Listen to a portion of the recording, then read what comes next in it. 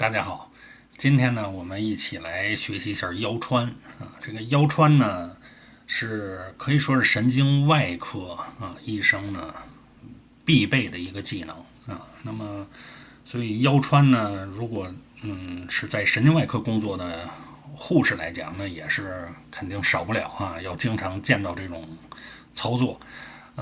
神經內科也可能會做啊，但是要比神經外科少很多了。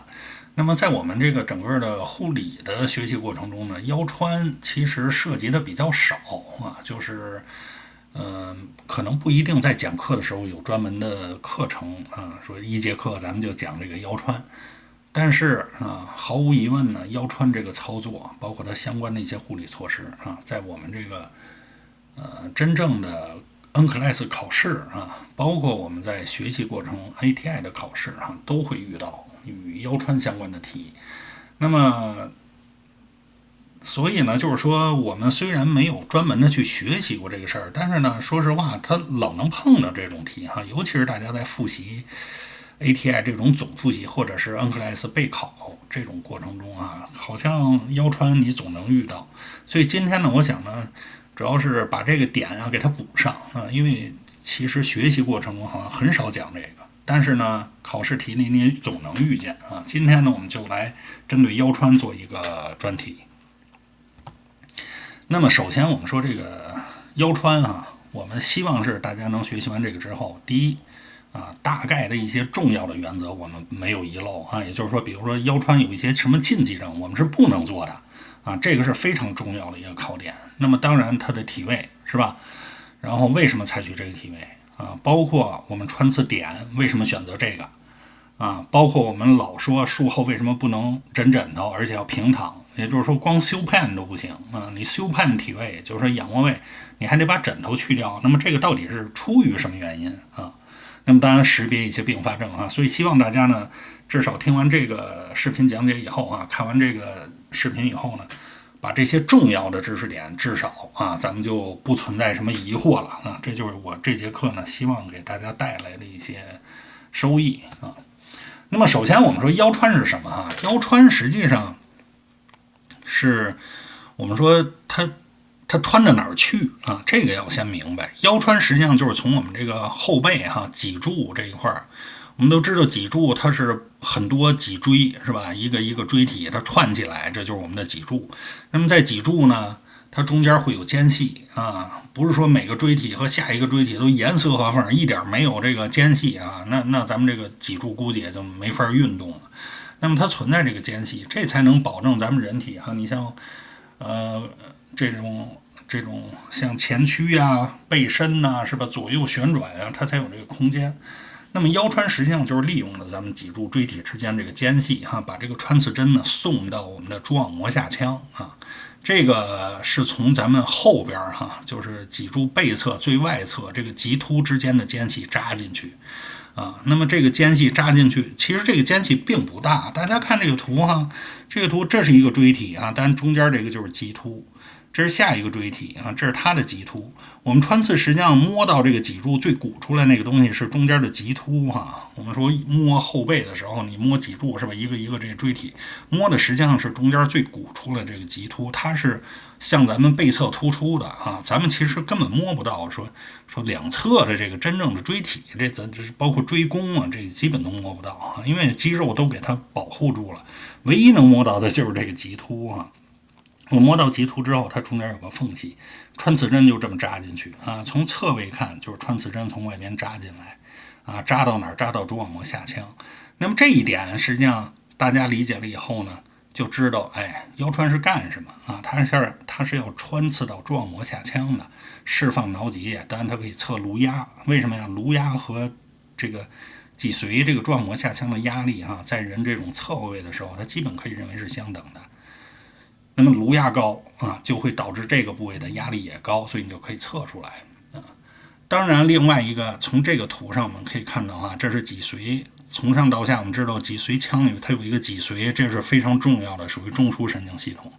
那麼脊髓它並不是說整個從枕骨大孔一直走到咱們說這個脊柱的最底下是吧？它不是那麼脊髓的末端其實就在什麼腰一下缘或者說腰二上缘，這个如果是腰二，这個如果是腰一就在腰一椎體的下缘水平左右。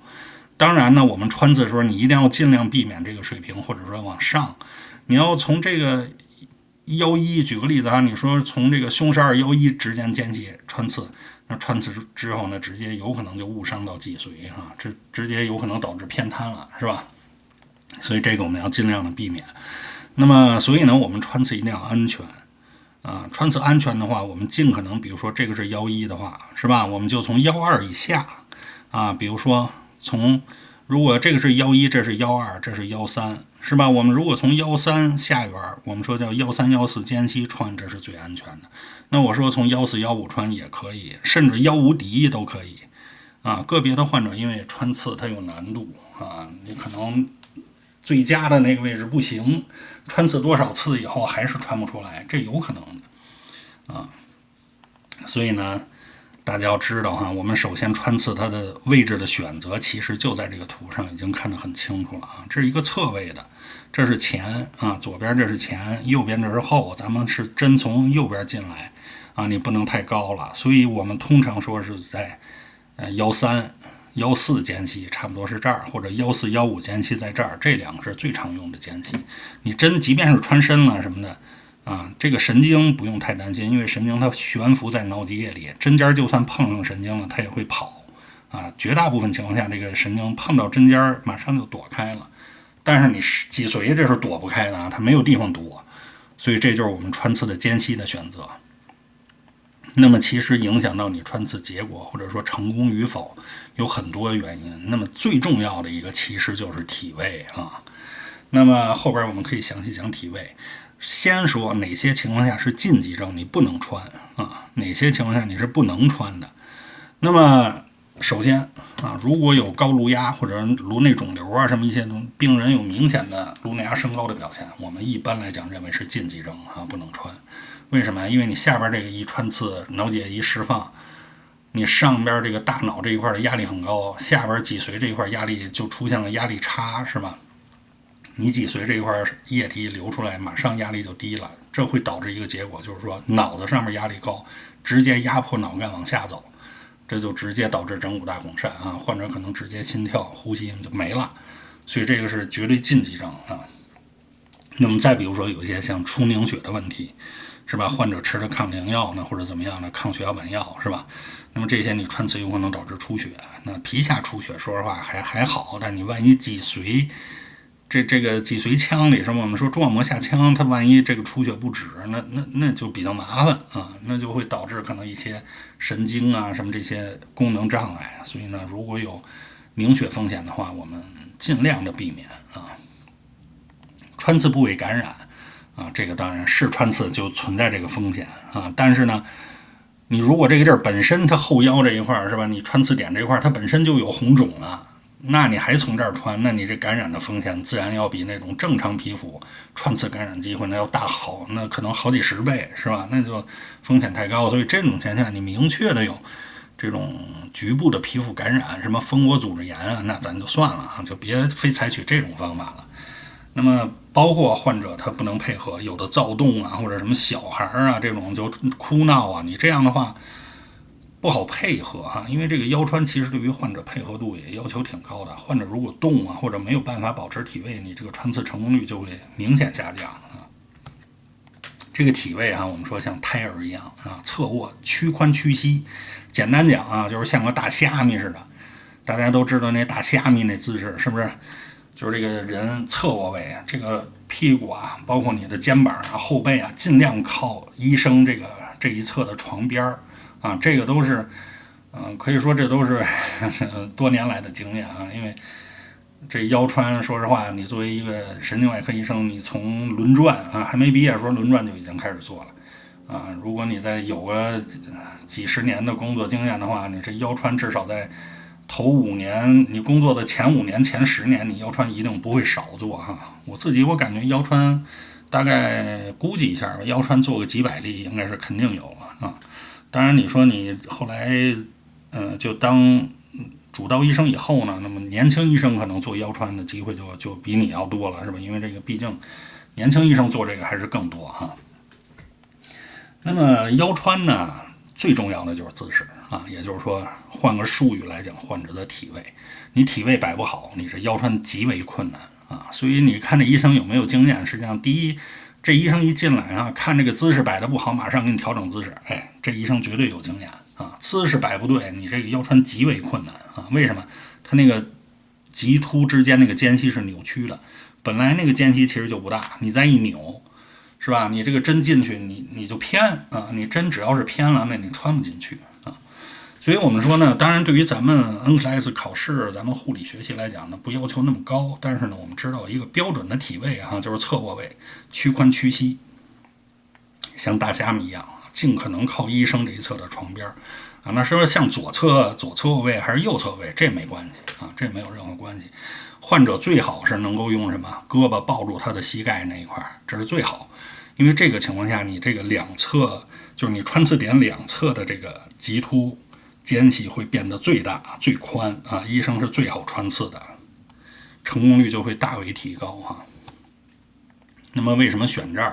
咱們也剛才說了，最重要的一點啊，最重要的一點就是說你不能太靠上，比如說這是腰1，這是腰2，你說我非從腰1、腰2這兒穿呢，有可能就穿到脊髓這一塊叫圓椎了，那可能術後就出現什麼大小便困難或者相關的什麼會陰區的感覺異常，就這些啊，咱們一定要靠下。所以說這腰3、腰4間隙大概從這兒穿，這是很安全的。腰4、腰5間隙也很安全啊。但是我說呢，有的時候由于患者可能年紀大或者怎麼樣，有骨質增生啊或者怎麼樣的，這個其中一個間隙可能不好穿，你就得換啊。一般我們來講呢，由上往下啊。那麼如果這個間隙不行，換這個間隙還不行啊，實在不行，腰5抵1都行，我們也可以嘗試。還穿不出來，最後你可能才會選什麼腰2、腰3啊。你越往上風險越高啊，大概就是這樣。另外呢，我们說這個一定要注意什麼呀？患者有的時候穿刺過程中会有這種突然像什麼放電一樣那種感覺，突然就疼一下，那就意味着什麼？你這個針尖可能穿刺到他的神經了。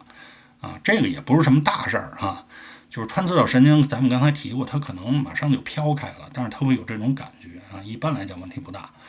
那麼另外一個呢，就是說這個，穿刺的時候你可能穿出血來了，是吧？穿刺的時候你本來期待是腦脊液出來，結果發現是暗紅色的血液出來，這也常見啊，就是說你可能穿刺到椎旁靜脈叢了。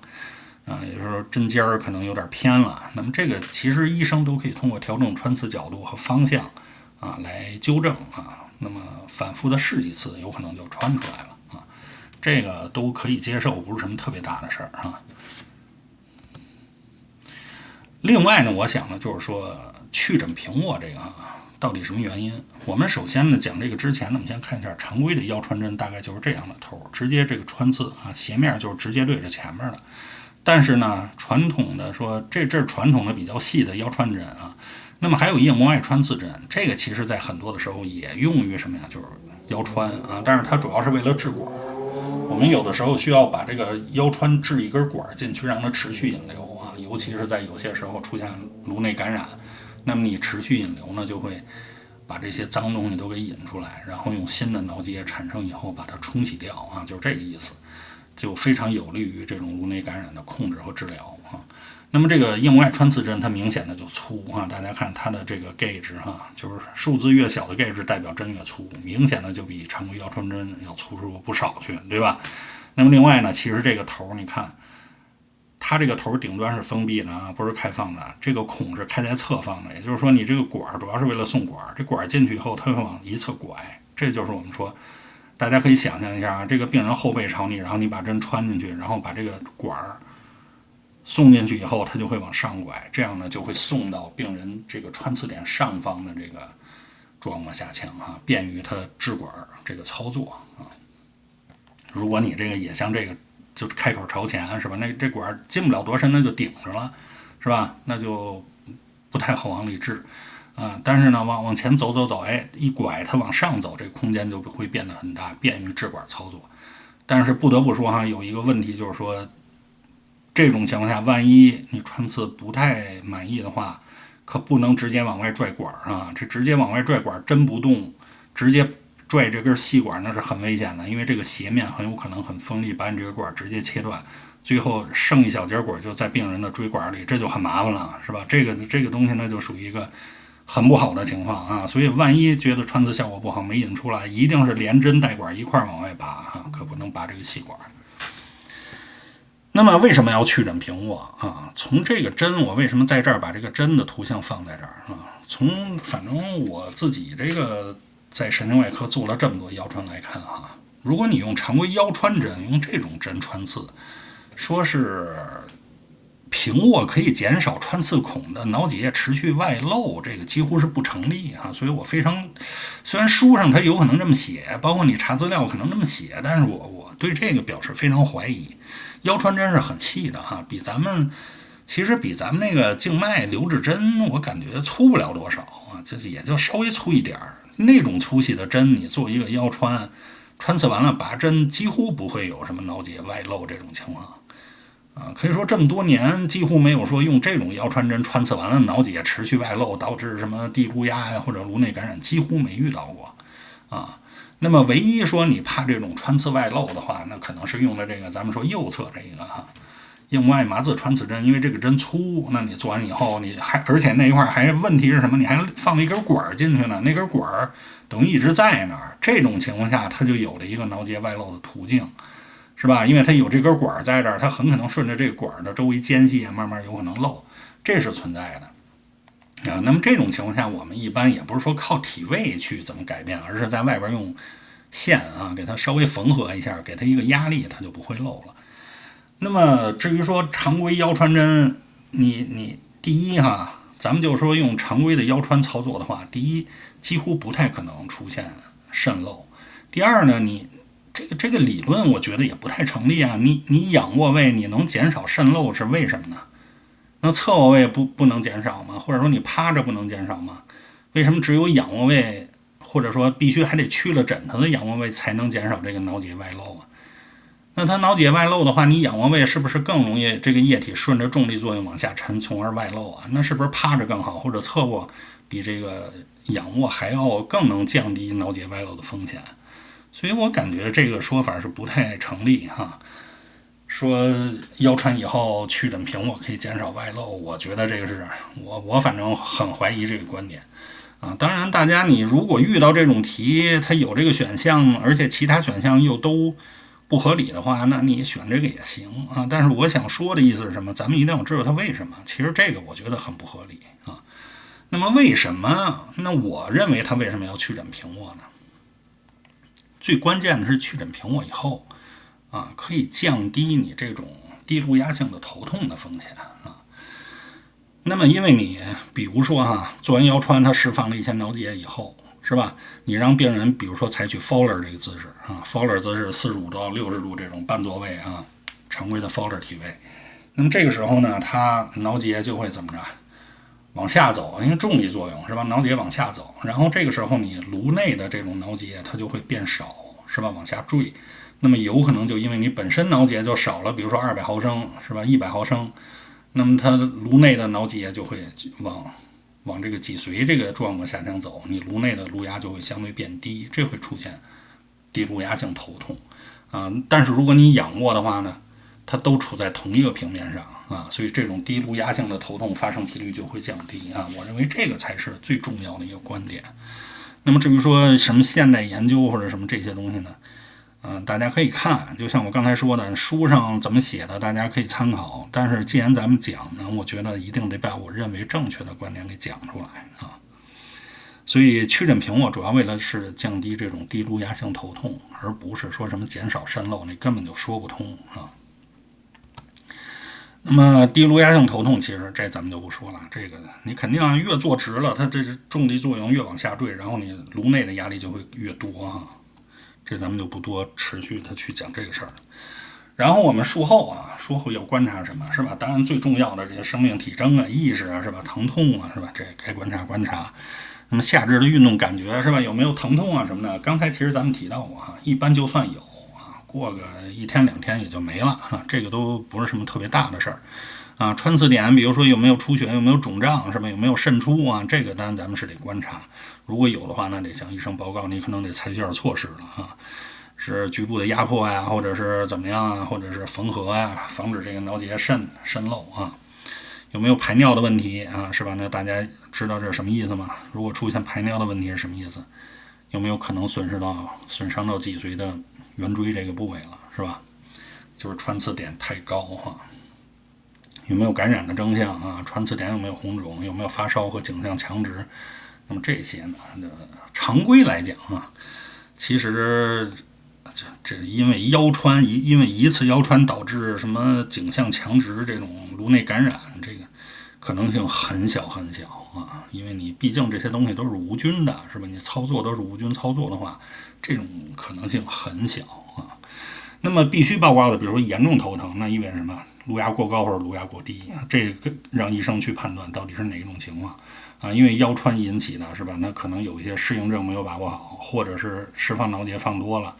啊，那麼這可能會出現頭痛，那麼要向醫生報告，讓他採取措施啊。那麼局灶的什麼神經改變啊，什麼下肢無力麻木啊、滲漏啊，這些啊，咱們就是該報告就報告。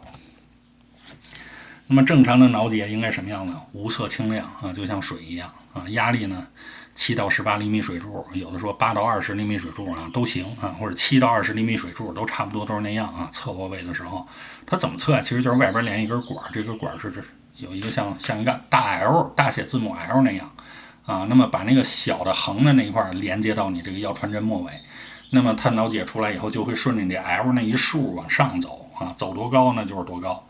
比如說那個液體一直往上走到20厘米，那這個腦結這個我們叫顱內壓，就是什麼20厘米水柱啊。那麼如果有的是只走了3厘米，那就是3厘米水柱啊，那就證明什麼？顱壓太低或者顱壓正常或者更高，是吧？如果你一看這個都冒管了，是吧？因為我們說什麼叫冒管？那個管子，我們說測壓管大概也就30厘米到頭了，啊，這到了30還往外走，都冒出來了，那證明什麼？腦結裡邊壓力太高啊，顱壓太高啊，那你還怎麼樣啊？趕緊拔針啊！顱壓高是腰穿的禁忌症之一，所以趕緊拔針啊。那麼當然我們還要測什麼白細胞啊、蛋白啊、葡萄糖啊。那麼葡萄糖需要注意的是什麼？它大概是血糖的60%哈，不同的書寫的不一樣，有說30%到60%的，這個範圍都可以接受啊。我們看一下有幾個題哈。那麼第一個說要測壓啊，什麼是最佳體位？這不用說，肯定是側臥屈曲啊，這就是側臥屈曲。第二個題哈，說這個腰穿前或者有新的出現新發局灶性无力意識改變，這還能做嗎？不能做，很有可能有顱壓高，咱們就讓醫生先評估吧，是不是有沒有什麼裡邊出血了、梗塞了？如果有這些，病人顱壓肯定高啊，你就別做了。第三個啊，這個一看這個情況，很有可能是什麼低顱壓啊，低顱壓那就這就是 A 唄，對吧？這就是術後這種低顱壓狀態 ，PDPH 是吧？叫 post dural puncture headache 啊，這個就躺下就好了啊，觀察一段，如果是觀察一段補液啊什麼的就好了，那就行。如果躺下之後還不好，還疼是吧？沒有緩解，甚至更重，那馬上報告醫生啊。第四個說腰穿哪一個要馬上報告？第一個 A 是吧？輕微酸痛不用，下肢新發無力麻木，這有可能損傷到神經了啊。第三個輕度疲勞，怎麼還疲勞？累的哈，保持那姿勢累的。第四個敷料完整無滲血，這個沒問題啊，所以 B 啊，這肯定是選 B 啊。那局部的有可能針穿刺到局部的神經了啊，它比如說真的就那麼湊巧，那神經還沒躲開啊，穿刺上了，有可能有，咱們得讓醫生知道啊。當然這個不一定採取什麼措施，觀察，絕大部分情況下都慢慢就好了啊，但是得向醫生報告。那麼我們應該怎麼告訴有些患者教育呢？第一個啊，不要劇烈運動是吧？多喝水啊。然後為什麼多喝水啊？多喝水其實是促進你這個腦結產生的能快一點啊，這樣你低顱壓就會恢復得更快啊。然後第三個說頭疼坐起來更重，那就躺下是吧？告訴護士這就是什麼體位性的這種腰穿刺以後的低顱壓啊，低顱壓導致的頭痛。低落壓性頭痛啊。第4個說有什麼出血啊，什麼清亮液體啊，红腫热痛什么这些马上報告啊。然後腿麻呀、腿軟吶，什麼大小便異常，這也要報告啊。這實際上咱們剛才都提過，都意味着要麼是感染了，要麼是漏了，是吧？要麼是這個什麼出血了，要麼是這個神經損傷了啊，這些要報告。那麼所以呢，我們講呢，這個腰穿，第一個在腰穿之前先篩查啊，有沒有禁忌症啊，比如說有沒有母愛高，有沒有凝血障礙，有沒有局部感染。然後姿勢呢，座位这個咱們就忽略掉哈，這我反正這麼多年從來沒有什麼座位前屈的，咱們就是側臥位啊，像個大蝦米似的就行了。這個水平在哪兒？13、14、14、15啊，一定是要在這個脊髓圓椎水平以下，大概講就是11、12那個間隙哈。那麼最後呢，就是要確診平臥啊，平臥也監測有沒有低落壓性的頭痛啊，這個有沒有一些什麼神經的障礙啊，有沒有穿刺點出血、滲漏啊這些哈。